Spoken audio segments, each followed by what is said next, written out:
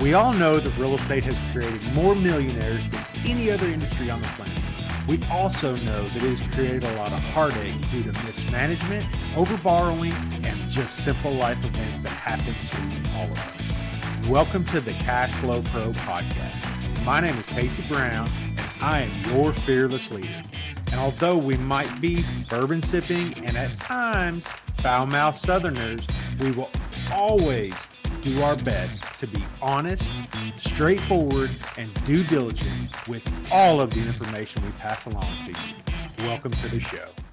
Hey there, and welcome to today's episode of CashFlowPro, your daily real estate investing podcast and YouTube channel. I'm here today with my guy, Sam Wilson from Bricken Investment Group. Sam, how are you today? Casey, I'm doing great, man. Appreciate it.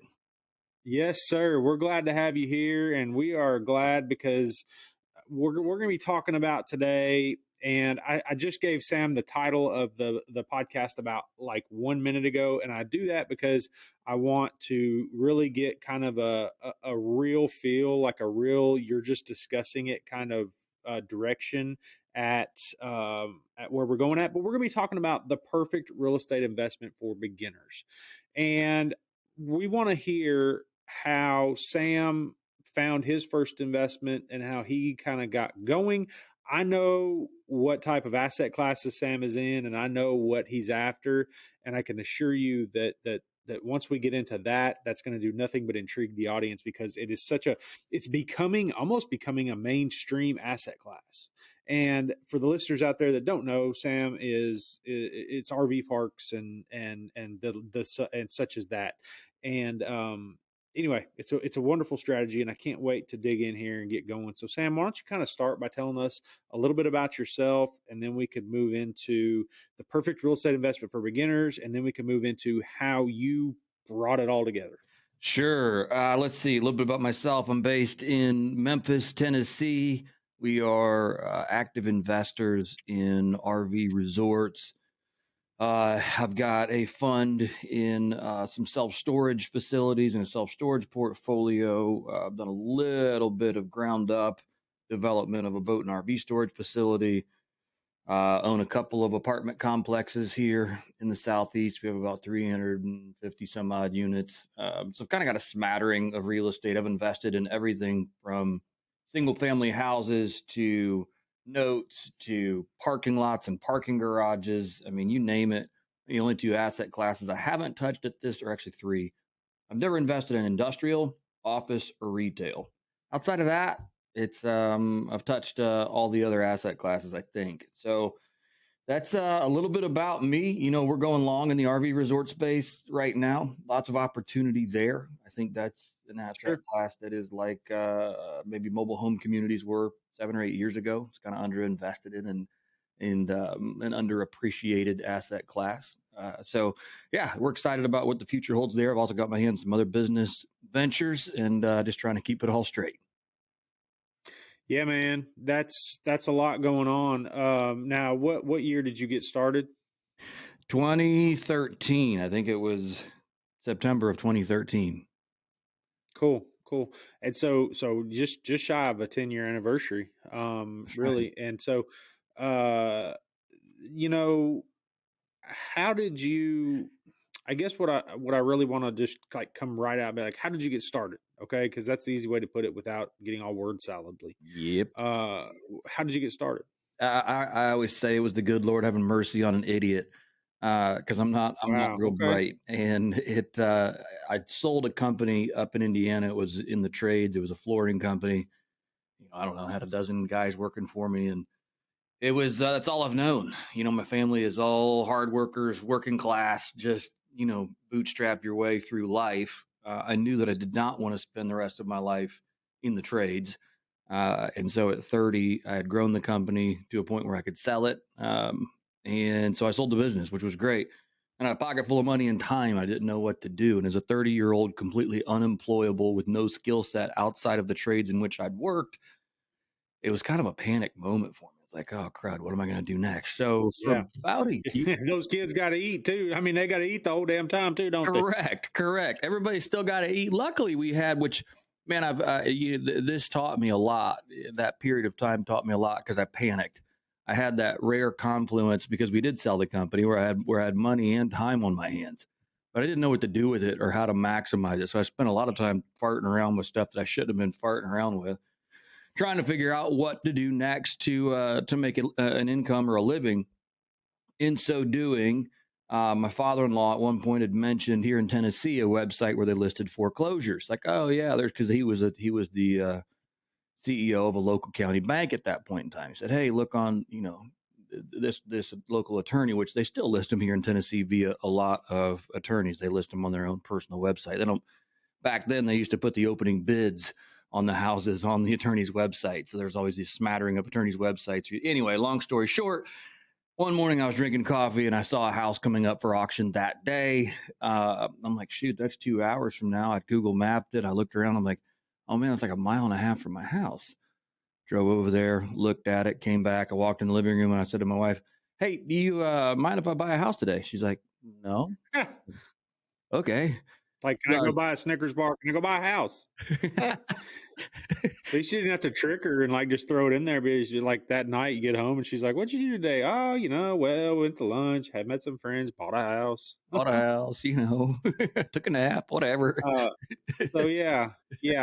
Well, that's interesting because, I find a lot of people like if I had to choose one lead magnet, right? And for those of you that don't know what a lead magnet is, magnet is something that you would go to a website, you trade your email address for some digital good that increases your ability to do whatever that digital good says. So like 7 ways to protect your money from inflation. Here's a guide to 7 ways to protect your money from inflation. And you would give your email address, they would send you this digital good. So that's a lead magnet. So if I had to choose one lead magnet for the real estate industry in general, and I'm talking about the real estate industry as a whole, everything from investors to realtors to the whole 9 yards, I would say list of foreclosures is the very tip top. It's like they used to refer to marijuana as the gateway drug, right? Marijuana necessarily wasn't bad. It was all the other shit that came along after it, the cocaine and all that other stuff. Foreclosures are the gateway to the real estate business. And it's so many people start their journey by jumping into just like you did. They go home and they're like, okay, I'm not going to overthink this. I'm going to go buy a damn house and be done with it. And, there's obviously some barriers to entry with that because a lot of foreclosures don't qualify for secondary market financing. They don't qualify for a lot of different, and you have to, some banks don't want the risk of saying, hey, Sam, we trust that you're going to go to that house. You're going to do what you're saying you're going to do, and then you're going to pay us back. Right. So you have to have a fairly strong borrowing ability. You have to have money down because a bank that does a conventional loan on a foreclosed property is not going to say, oh, yeah, here's all the money, go buy it. Now, I'm not saying that every bank is not going to do that. I'm just saying that most banks and banks that I've dealt with are not going to just say, oh, hey, yeah, Sam, you decided to buy a house today. Cool. Here's all the money to go buy it. Right. So you obviously have to have some financial backing of some kind. Yeah, that's exactly right. That's exactly right. And there's 2 things to think about here. I guess just to clarify what a foreclosure is, because if this episode is for people who are, getting their feet wet or launching into real estate, the word foreclosure, I guess we were buying pre-foreclosures. So we were going to the auction. Like if you go to foreclosure.com, that information is so outdated and so irrelevant. I don't even know who uses it, to be honest with you. Because here is a guy who was actively buying foreclosures. I'm like, what is this? Like you would see houses come up at the courthouse steps and get bid on and bought. And then 3 weeks later, they're on foreclosure.com. Like, oh, there's a foreclosure. No, I know the guy that bought that. Like, I've tried to figure it out as a guy that was in the industry. It kind of honked me off because I'm like, what is this website even doing here? Because that's a waste of your time. Like, oh, we're going to send you a list of foreclosures. Yeah. Like at that point, it's an REO. Yes, it is a foreclosed on home, but in order to find any value in the foreclosure market, you have to go to the pre-foreclosure list. So you're going to stuff that is soon to be auctioned off. On the common, and I'll just to add another element to that. Now, every state has different Sure. processes, right? There's not a just defined, hey, this is how the foreclosure process works, because there's 50 different processes basically. Now, I think most follow the same framework of payments done, file at the courthouse, obtain a judgment, Yep. sell at the courthouse steps. Yep. Okay. That's, I think, the general idea. But what he's talking about when you start talking about accessing pre foreclosures, that is actually having access in some form or fashion to the courthouse records, Yep. where you can see. Now in Kentucky, there's a notice called lis pendens, right? Mm. Lis pendens basically just means, hey, they haven't paid. This is our pre foreclosure notice to the public, right? And so, how did you? All right, go ahead, proceed. I was just going to say, how did you access that? But I don't think you did. I think you were on the master commissioners, what we call it in Kentucky. Again, saying every state has different terms, but you have to figure, in order to make this work, in order for the strategy to find foreclosures, you have to dig in and figure out what the processes are in your state. And that's where the value lies. And people get frustrated. Money. Yeah, people get frustrated with the process because it's like, oh my gosh, I can't figure this out. This is so confusing. Wait, they listed it at the courthouse. Did they list it in a public notice? Did I find it on the attorney's website? I found it on auction.com. What is the, and it's like, wait, don't get frustrated by that, because it's that ambiguity that presents value. So Yep. once you figure it out, then you're like, oh, now you're the guy in the know. So what they used to do here, and not all attorneys here in Tennessee did it, but the attorney would list it on their personal website, which some still do. Yeah. And then they also, what we would do is search public notices. So we would kind of skip the whole courthouse. And again, every state's different. But so we would just go through and search through all the public notices. My first buy was via just looking at an attorney's website. I didn't know anything about public notices. I didn't know that they had to run it for 3 weeks. I didn't know that I should even be doing a title search. I didn't know anything about it. I just know that first house, I went and looked at it. I was like, hey, I was in the trades. I understand construction. The house was knee deep in trash, but it had good bones. And I'm like, seems right. Yeah. Hey, and you hit the nail on the head, dude. If you're scared of trash and you're scared of cat piss and you're scared of dog feces and you're scared of whatever else, this is not the game for you. I can assure you. That's a fact, man. If you're scared of a house that doesn't have carpet, then just don't even start, right, because most of them are. The first thing I know the VA does is if because carpet holds fleas, holds bugs, holds moisture, holds everything, right? And so the first thing that the VA usually does is, if the carpet is not just almost new, they just tear it out and you just buy a house with subfloor. For sure. Yeah. So that's it. In here in Tennessee, you have to have cash at the auction. So to your comment on financing, I want to talk about. They do 10% in Kentucky. You have to have 10% that day, and then but then you have to pay interest on the remainder of the money until you actually take title. Oh, wow. To the property. So it's not a cheap interest rate either. So, all right, let's move on. I want to hear a little, because I know where we're going with this, and we're going to we're going to the RV park asset class, which is always a kick-ass discussion, basically any kind of way you want to cut it. The water feature, everything from the water feature all the way to the laundry, to the whole 9 yards. And that's what I want to, that's where I'd like to take this towards. So, all right. So you bought your first foreclosed property, right? What did you do? Flip it or rent it? Flipped it. I mean, at that point, I didn't understand the cash flow game. What was the profit on it? Do you remember right off? 35 or 40 grand, something like that. I mean, so what a lot of people might make in a year. Right. One deal. We made it in 120 days, which was great. Yeah, so that was good. I did want to point out, if anybody's listening to this and wondering how to get financing, just real quick, you're going to have cash at the auction most of the time. And then, like you said, if it's in Kentucky, it's 10%, but then you're still going to need to come up with that money real fast. So if you're buying it if you're looking to buy get your money together before you ever go to the auction. That's just all. That's right. Because even if it's not all due right then, you're still going to begin paying interest on it. And at the very least, you have 10% of the price at risk, right? Now and I'll tell you one other point. Now, I think we're getting into the weeds here a little bit, because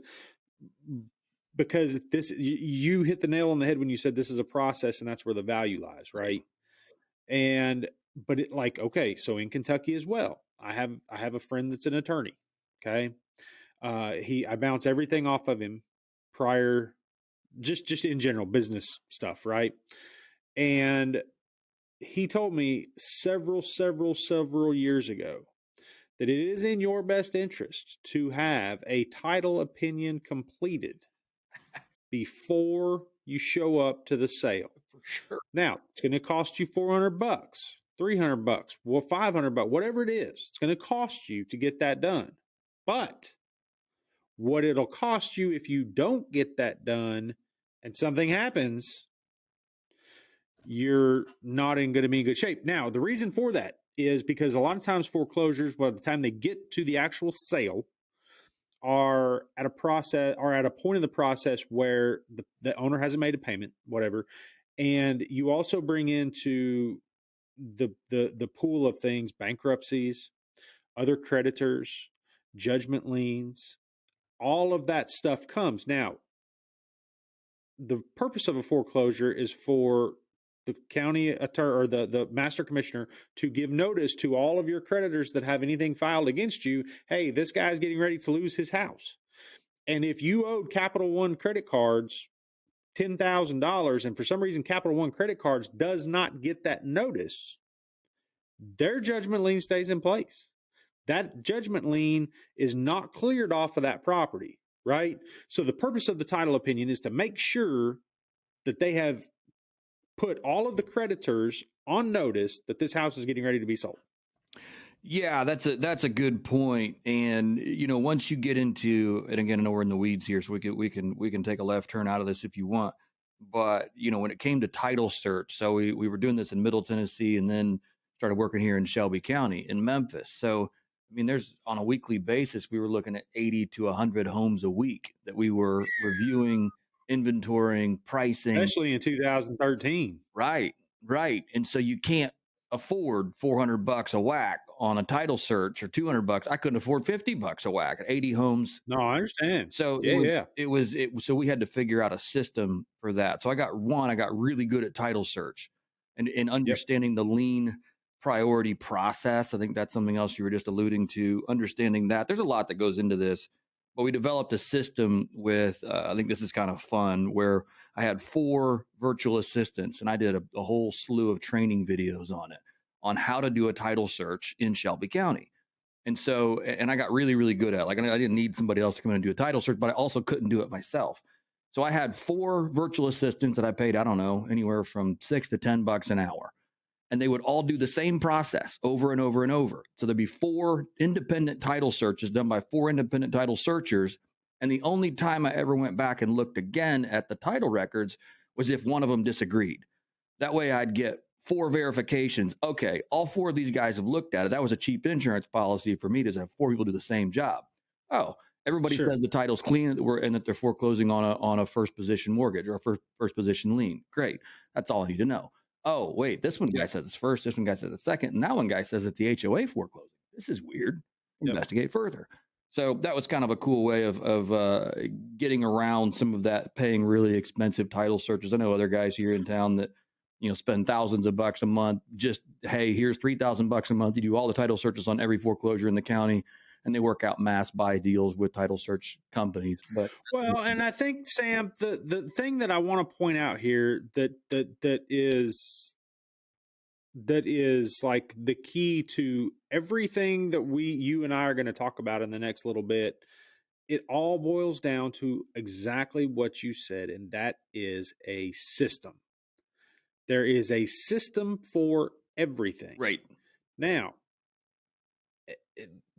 you have to decide, and that's a unbelievable system, really, to have 4 kind of soft title opinions done, and then as long as they all match, let's roll. And so, I mean, that's actually, I mean, that's pretty sharp, honestly. I mean, just because then then you end up with what, $10 or $20 in a title search times or what, whatever. I mean, because it takes them 15 minutes, and again, a lot of times. So what we're getting at is when and none of this is going to matter until you go to sell the damn thing. Right.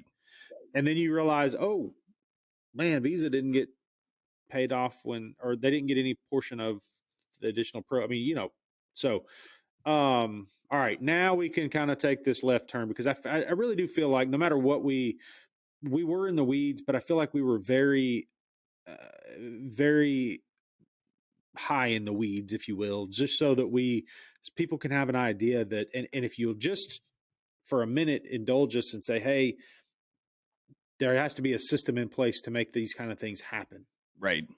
Now, yeah, I want to left turn into what happened after that, and when you really finally started dissecting this idea that, wait a minute, cash flow is king. Cash flow's king, man. Yeah. So I flipped houses. We did about 60 of those houses via foreclosure auctions and did that up to Gosh, damn. 2018. Wow. Yeah. And it it paid the bills, man. You got nice paychecks and there was money in the bank and it was like, oh, okay, cool. But I didn't understand the value of cash flow. Like I had buddies here in Memphis, which Memphis is kind of like your Toledo. It's one of those just enormous cash flow markets on your rent to price ratio. 2% used to be, very achievable, if not much higher than that. And so that said, I never understood the cash flow game or the value of like who really cares about hey man, because I was a numbers guy, and so I do the present value of future cash flows, and I'm like, okay, you can make $400 a month on this house, it's $4,800 a year. I can make $48,000 on this house today. It's going to take me 10 years to make that same amount of money. Why in the world am I going to wait 10 years to collect the exact same amount of cash I can get today? Yeah, the time value of money tells you otherwise. It tells you otherwise. Right there. But what it also doesn't tell you is that if I accrue or acquire enough of those $4,800 a year payments or cash flowing assets, that I don't have to keep reinventing the wheel. And so it's kind of this like, which one am I freeing up, time or money? And that has been kind of a transition in my thought process to where now I'm really heavily focused on assets that produce an income and give me my time back. Like I don't care. Sure. Yeah. And so and that's kind of what we're focusing on in the RV resort space. It is, like I said early on, an underinvested in, underappreciated, overlooked asset class, legacy owners. Not a lot of innovation has come into the space. It is prime for disruption, kind of like the mobile home community space has been, where it's like, oh, hey, all independent mom and pop owners, they've owned the park for 30 years. They're tired. They're working 11 months, 12 months a year to the bone. And it's like they just want out. They've never thought about all the low hanging fruit, all the capital expenditures and things they could put into the facility. Oh, we could do park expansion because we're 100% full. And they think, well, gosh, that sounds like work. Add 30 more pads. No, that's going to cost me $900,000 and we're tired. We're full. We're making money. We quit. Like, we're just going to go. Well, yeah, their debt's paid down. And I'm sure that, yeah.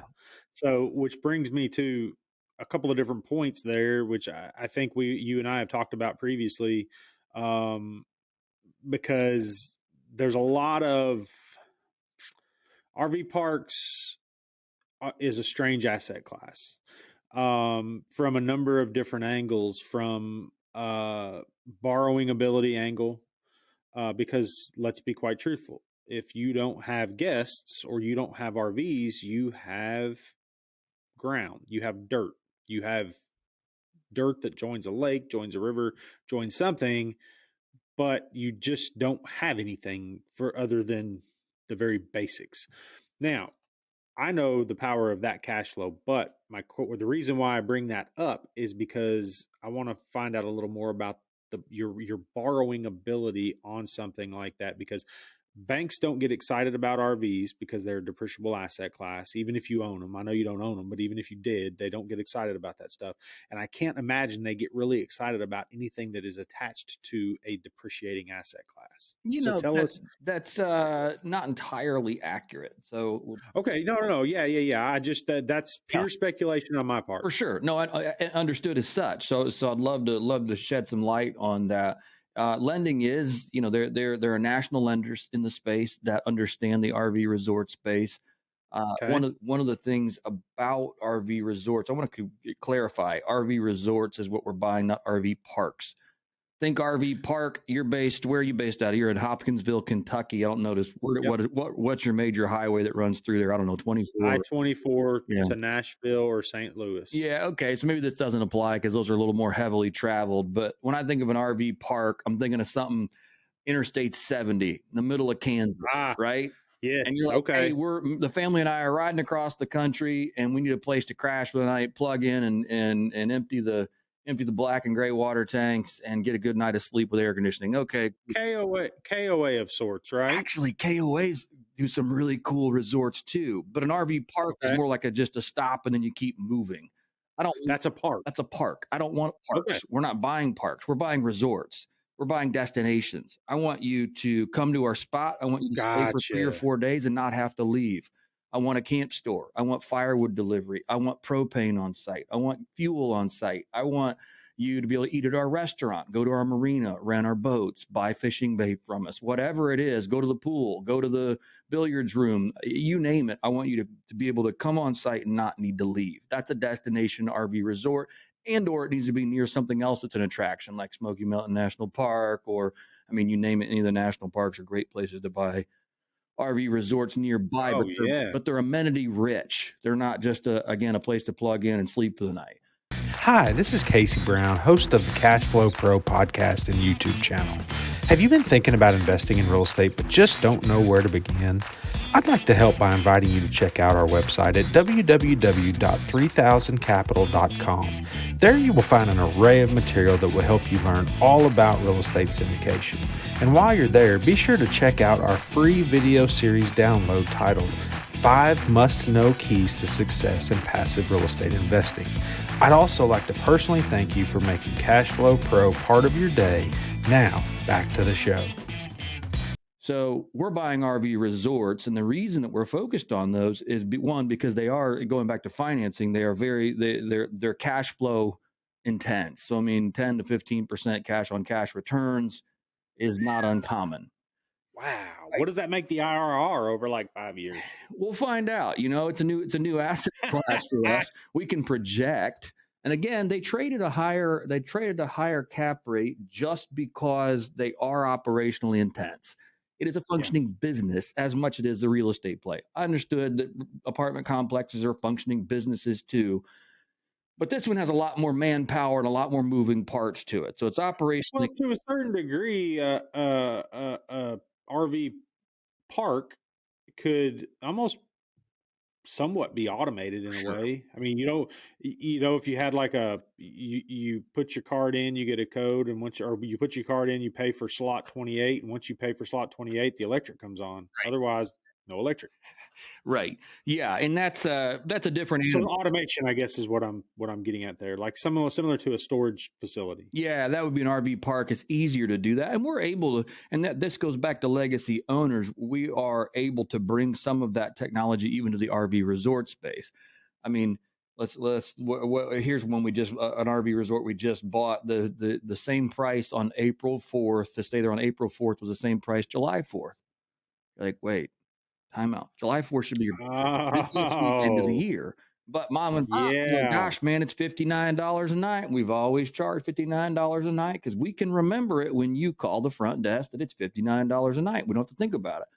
Well, why don't you have online booking and dynamic pricing? Why doesn't this adjust like Airbnb or the airlines or so many other into a hotel industry to where it's like, oh, hey, you know what? July 4th, we've had Ah. 5,000 inquiries for our 80 space RV resort.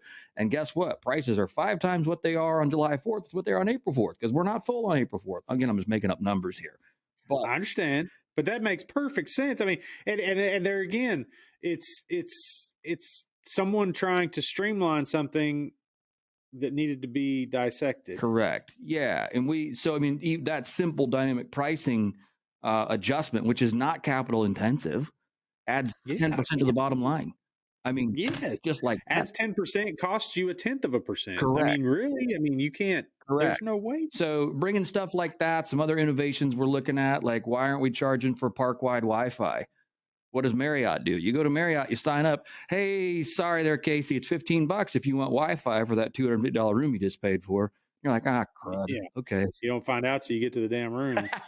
Exactly.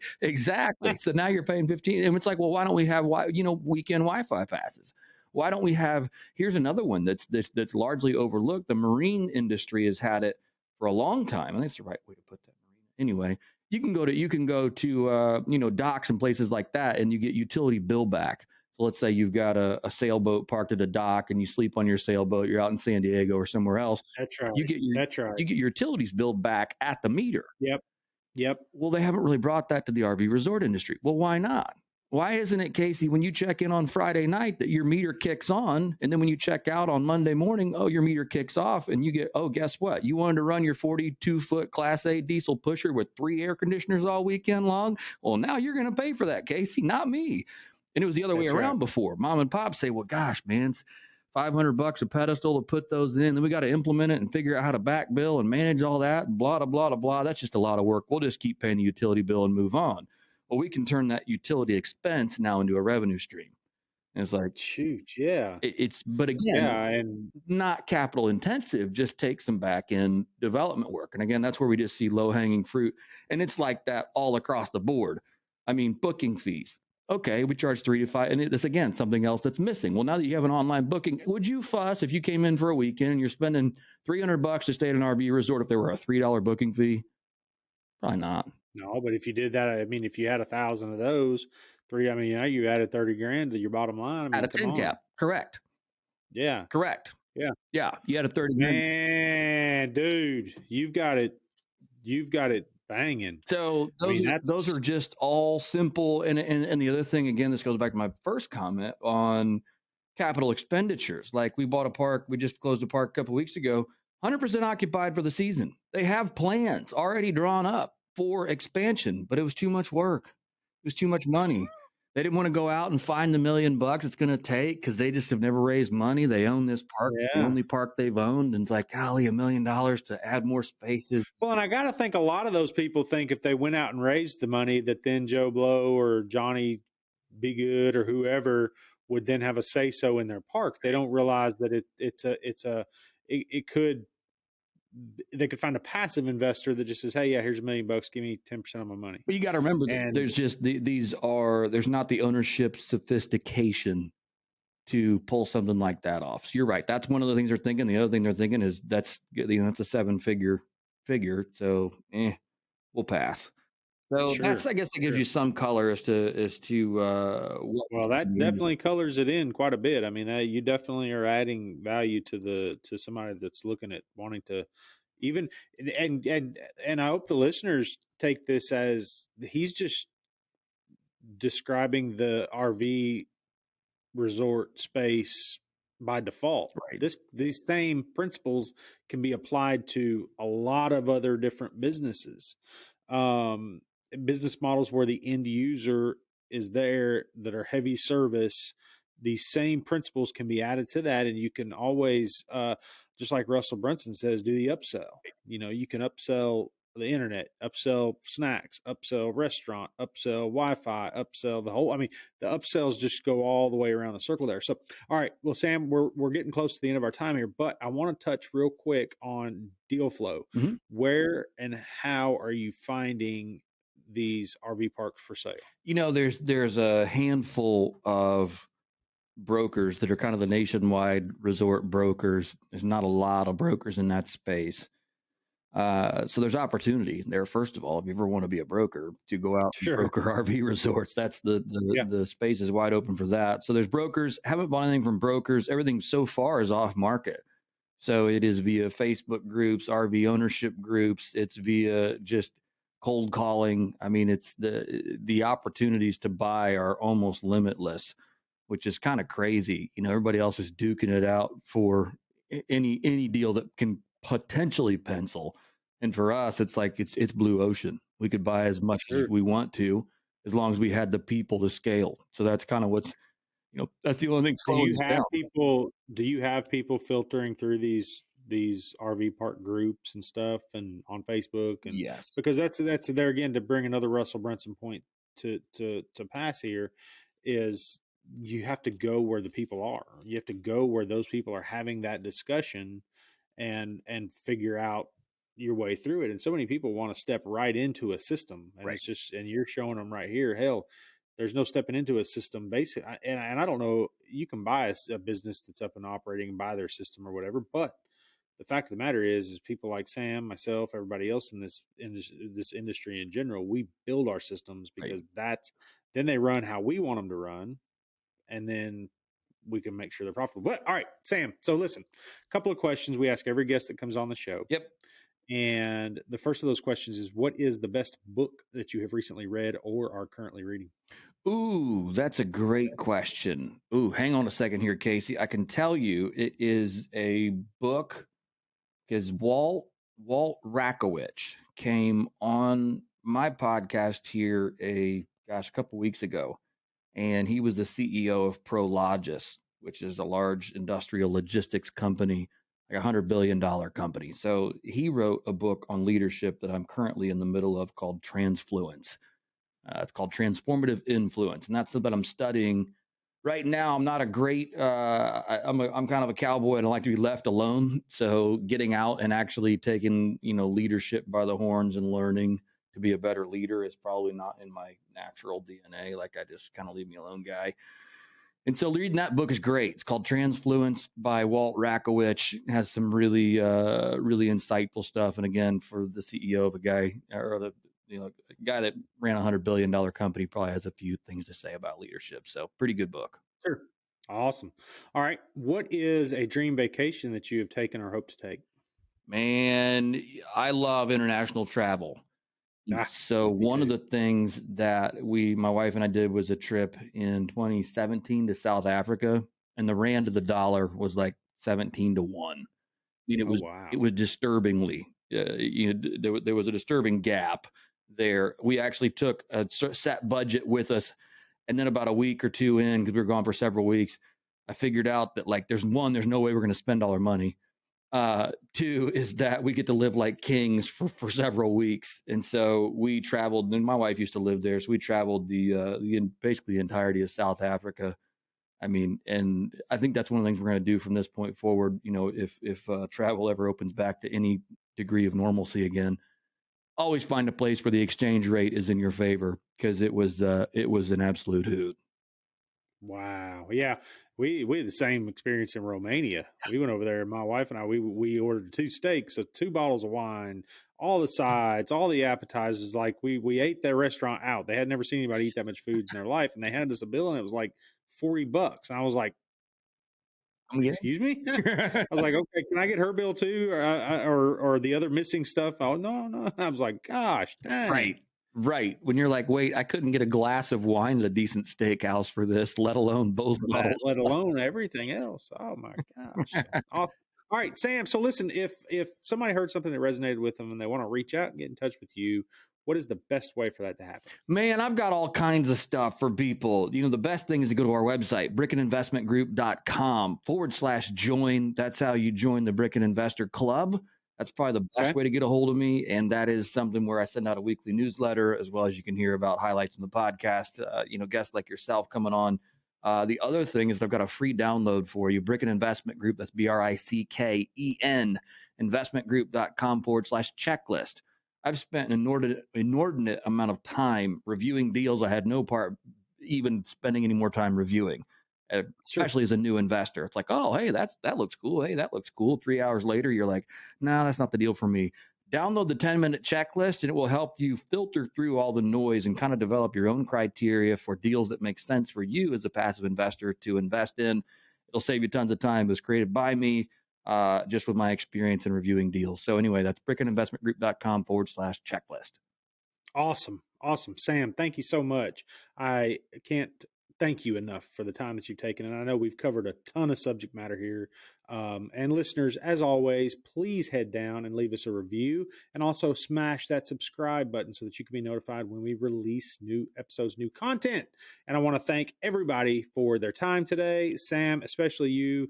I know, like I said, we covered a lot of subject matter. We went basically from one side of the investing continent to the other, and everything in between. And hopefully when we got to the other side, we found a nice RV resort to stay at. So with that being said, I want to thank everybody again. And Sam, I hope everybody has a wonderful rest of the day. Thank you, Casey. Appreciate the time. CashFlowPro is hosted by Casey Brown, founder and CEO of 3000 Capital, a commercial real estate investment firm committed to providing its investors with ongoing cash flow and helping them build long-term wealth. If you enjoyed today's podcast, make sure to hit that subscribe button so you'll be notified about all our future episodes. You can find more information about us and our investment philosophy by clicking the link in the show notes below. Thanks for listening.